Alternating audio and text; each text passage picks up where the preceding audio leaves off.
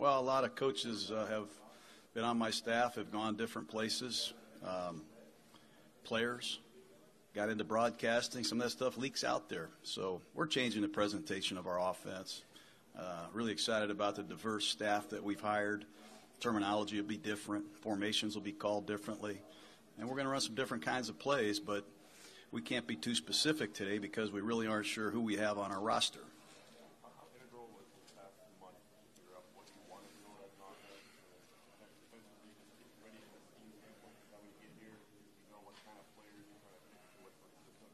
Well, it's been important. Number one, spent a lot of time hiring a coaching staff. We did not rush that process. And then we evaluated our roster, our current roster. Went through practice film, game footage, talked to the trainers, obviously Reggie McKenzie and his staff. And then you got to get ready for free agency. You got to study who's available. You got to get to know your salary cap, what you can do, what you can't do. And now here we are at the Combine, but to answer your question, it was helpful, but we still have a long way to go. Obviously, defensively, there are some glaring needs at this time. Free agency hasn't started yet, but our linebacking core, we have a lot of unknowns there. Navarro Bowman is a free agent, looking for an inside pass rusher to step up. Our secondary, we have to clean that up. But I think most importantly with the Raiders, just looking at our last 3 drafts, we need some young people to emerge and start playing a lot for this football team. Speaking of that, what are your thoughts on last year's first-round draft pick, Barry Conley, and is he going to be ready to start the offseason? He's going to be ready to start the off-season program, and just talk to him briefly. We're not allowed to have contact with players. I have bumped into a couple of the players that have been in and out of the facility for various reasons, but he's our first-round draft choice. Everybody liked Conley at Ohio State. He had an excellent training camp. When I studied the training camp film, he was inside playing the nickel position. When the season started, he was out at right corner. He's a young player. We're counting on him and Obi Melifonwu to play, and we need him to. But we're really excited to start working with him. Jon, I know Marshawn is getting – how you doing? Hey, hi. I know Marshawn is getting up there in age, but yet he's still almost at 900 rushing yards. When you look at this upcoming season, how prominently do you feel like you project that he would still participate in your offense? Some people think he's flushed up, but looking at almost half of his games, there were a lot of games where he got 14 carries or less. So I'm just kind of trying to see where you see his effectiveness based off of how he was utilized. Well, our program starts April 9th. Looking at the film and the game that I broadcast on Christmas night, there's no question he's still a beast. That's hard to bring down. And one of the reasons I'm excited to be with the Raiders is to join forces with Lynch. But we'll see what happens. Obviously, we got to take a look at the entire roster. And but I'm counting on him. I'm counting on him being a big part of our football team.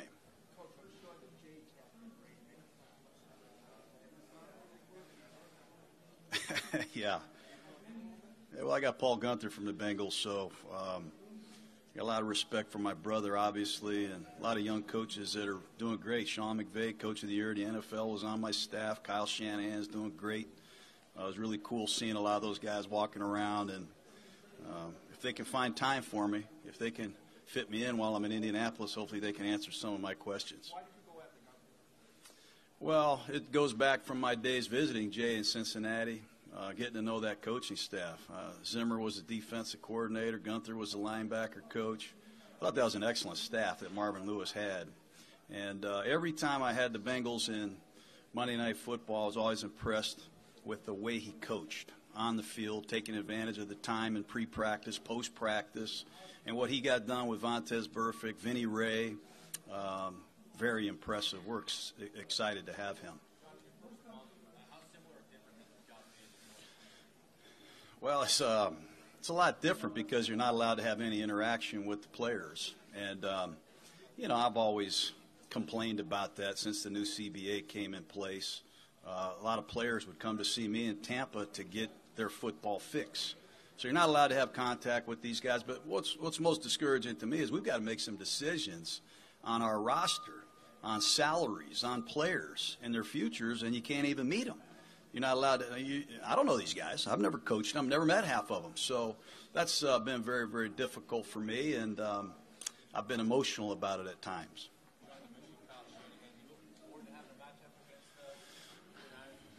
Yeah, I look forward to matchups with everybody, and I got a lot of respect for Kyle and the way that he's gone about his career. Obviously, he's been fortunate to have a dad like he has, and to have some experiences as a young man that have really fast-tracked him to the success he's had. But certainly, yes.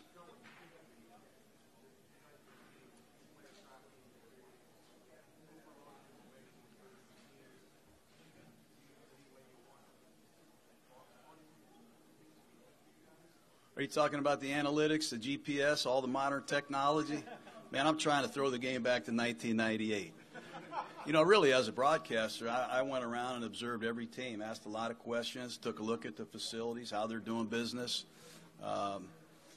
There's a stack of analytical data or data, however you want to say that word, that people don't even know how to read it. It's one thing to have the data or data. It's another thing to know how to read the damn thing. So I'm not going to rely on GPSs and all the modern technology. I will certainly have some people that are professional that can help me from that regard, but I still think doing things the old-fashioned way is a good way, and we're going to try to lean the needle that way a little bit. Hey, Jon, what did you make of Bruce Irvin's season last year? Who's? Bruce Irvin, and where does he fit in the play? I like Bruce Irvin. I know Bruce Irvin. I like him because he plays. If you look at play time, the amount of percentage of snaps, he's out there all the time.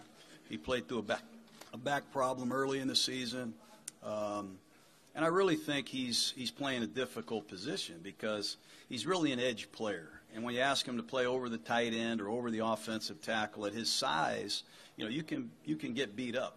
But he's still a very good pass rusher. I think he plays with good effort.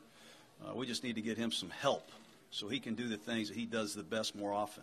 Jon, where do you see Amari Cooper on his growth curve? Obviously, the first couple of years, a lot more productive. He was injured last year, but do you see a digression with him, or is it injury-related, or where do you see him? We think Cooper's going to be a great player. We think Amari's not only a great prospect, a great player, he's a great person. He had a lot of injuries last year, and that impacted him, but he'll be the focal point of our pass offense. I hope he's listening here today. I look forward to joining up with Amari Cooper. He's got tremendous quickness. I think he's smart. He's versatile. He's a gamer. He likes the bright lights, and he'll be the headliner in our offense.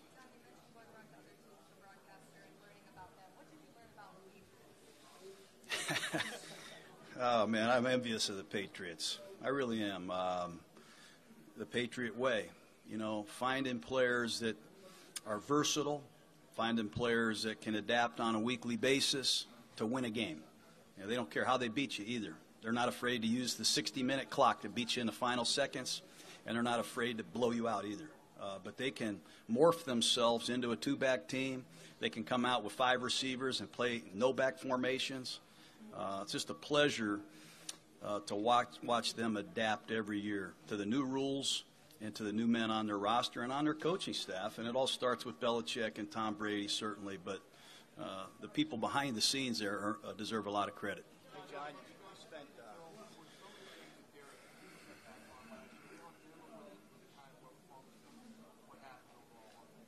I thought Derek did some good things, honestly. He's got tremendous arm talent. We didn't play to the level we played 2 years ago for a lot of reasons. He got hurt in the Denver game, hurt his back. I think that impacted the way he practiced. I think it impacted the way he played. We had a new feature back, new offensive coordinator. Struggled, I think, on the right side of our offensive line at times. Amari Cooper got hurt. Crabtree was suspended. All those things add up. And I'll say this, he's a lot of fun to be around, Derek Carr. I enjoyed meeting him when I had him on my show a couple of years ago, and he's got the right stuff. He's going to be a great leader for us.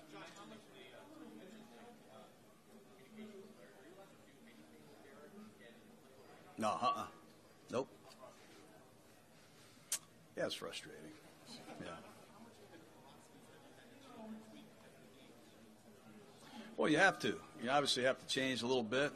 But I think the roots the foundation of what I know is going to stay in place. We're going to adapt to what the rules are and what our roster allows us to put out there every week. And I think that's the uncomfortable thing right now is I don't know exactly what that's going to be. But Greg Olson, Coach Derek as a rookie. Greg Olson was with the Rams. Edgar Bennett was the offensive coordinator with the Green Bay Packers. Tom Cable's been in 2 Super Bowls with the Seahawks. We've got plenty of people to help me adapt, and that we will do. But it's frustrating right now because we don't know exactly who's going to be with us. Hey, Jon, you were in Philadelphia before your original stop with Oakland. Just curious what your thoughts are on the Eagles. Yeah, you know what? I was just happy for the Eagle fans. Those people deserve that. You know, it was really cool. I got a lot of respect for what Howie Roseman did. I asked our people in our organization, how did they do that? Some of the trades that they made, some of the free agent acquisitions that they made, paid off beautifully. And Doug Peterson, his coaching staff, did a tremendous job winning a Super Bowl with a lot of new players, especially at the quarterback position. But I'm really happy for those Eagle fans. I really am.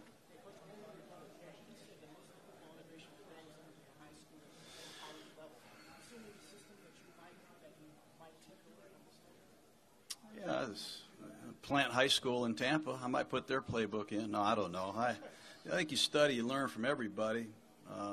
That's the cool thing about the combine. You know, you start studying all these college offenses, which is what I did over the last several years. I was enamored with Patrick Mahomes' offense at Texas Tech. I remember Paxton Lynch running some really cool plays at Memphis. I look forward to watching Baker Mayfield and Josh Rosen and these young quarterbacks and seeing how they tore up the field. Maybe we can steal some plays and some concepts that will help us.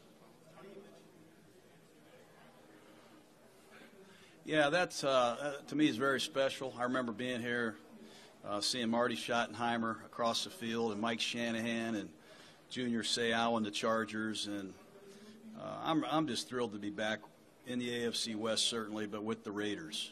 And it's been really cool.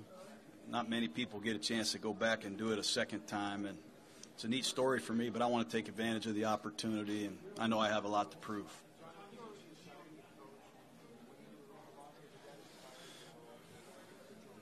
That kind of did push me over the top. I've spent a lot of time with players and coaches around the country, and I've always had the urge to come back.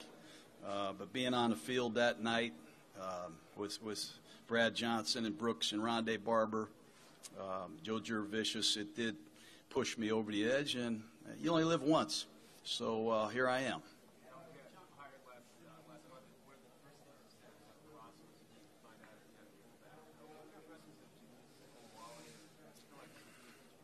I like Jameis. I mean, he didn't play much last year. He had some injuries. I think that hurt the offense as well. He gives the offense some deception because he can run. I mean, he's a fullback with speed, but he was injured. It impacted us in special teams, and it certainly impacted the offense. But I would like to have a fullback. They're a dying breed in football, but I think it does give your running game a lot of deception. And if Marshawn Lynch is the feature back, I think it'd be nice if we serviced him with a fullback. He had a guy named Robinson who's with the NFL Network who was a hell of a fullback. And you need a blocking tight end if you're going to slam the ball with a beast. So those are two things that I'm looking for.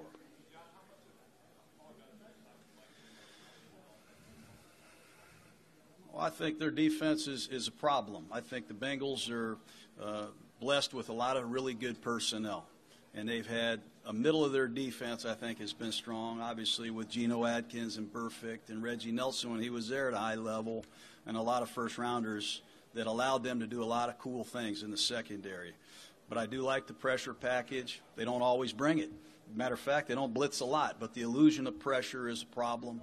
But he gets guys to play. They don't make mistakes. They have some really good coverage principles, and they mix it up, which is hard to deal with, but he's a big reason I think the Bengals have had success, and if we're successful on defense, there'll be a big reason why.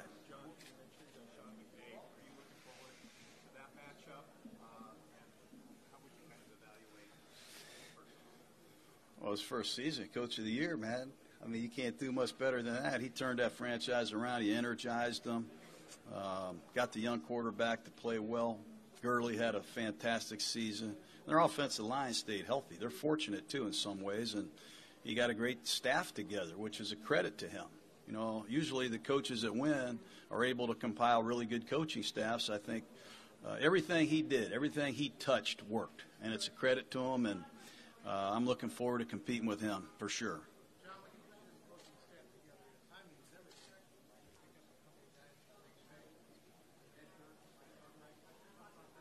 Hey, unbelievable. I coached with Mike Turgevac in Philadelphia.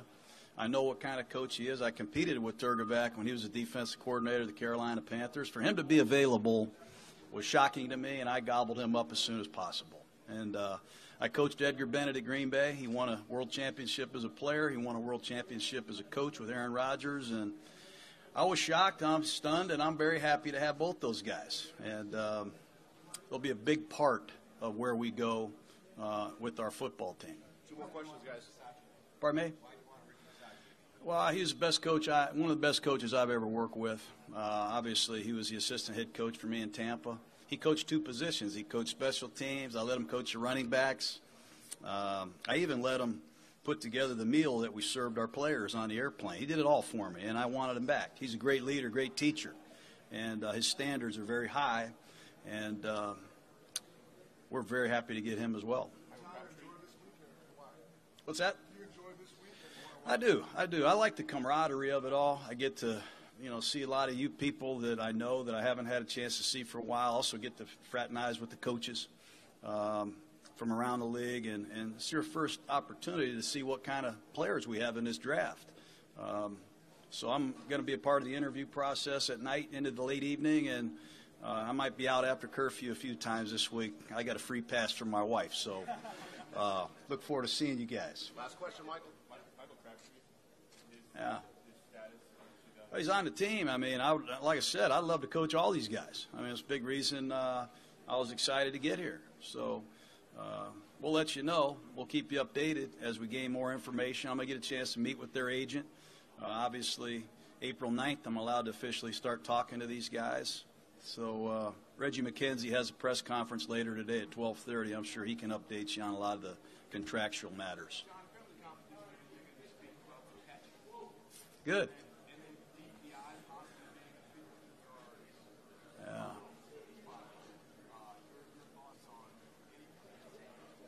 Well, I got a lot of thoughts on that, but I don't know if I want to get involved. I'm not on the committee. I do know the catch needs to be cleaned up.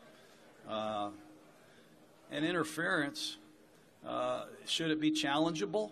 I mean, if it's a 51-yard penalty, can I challenge that? That was my argument when I was coaching. I bet the NFL's glad to have me back because I'll be raising hell about all these issues. I got enough problems. I don't have to worry about the catch or DPI right now. I got to try to find some players to help us win. And it's great to see all you guys again. Have a great week. Okay? Thanks.